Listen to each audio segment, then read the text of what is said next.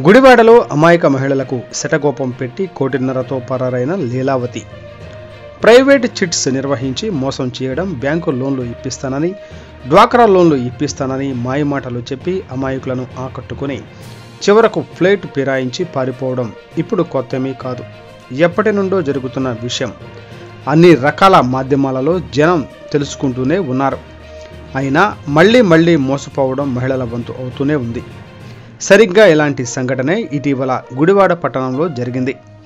ఎక్కడో మారుమూల పల్లెటూళ్ళలో జరిగింది. గ్రామీణ మహిళలు మోసపోయారనుకోండి. జరిగింది అచ్చంగా విద్యావంతులు, నాగరికులు ఉన్న పట్టణంలో.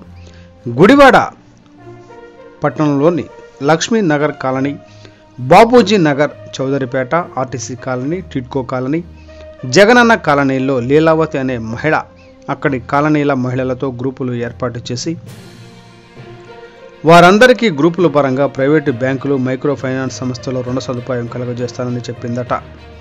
కాలనీ మహిళలు మాటల ప్రకారం మంజూరైన రుణాల్లో కొంత డబ్బు తిరిగి తాను తీసుకుంది.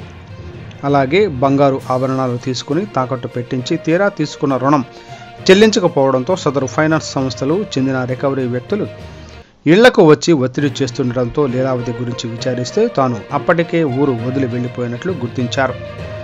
తామంతా మోసపోయినట్లు గుర్తించిన మహిళలు లీలావతిపై చర్యలు తీసుకుని తమను ఆదుకోవాలంటూ రూరల్ పోలీసులకు ఫిర్యాదు చేశారు.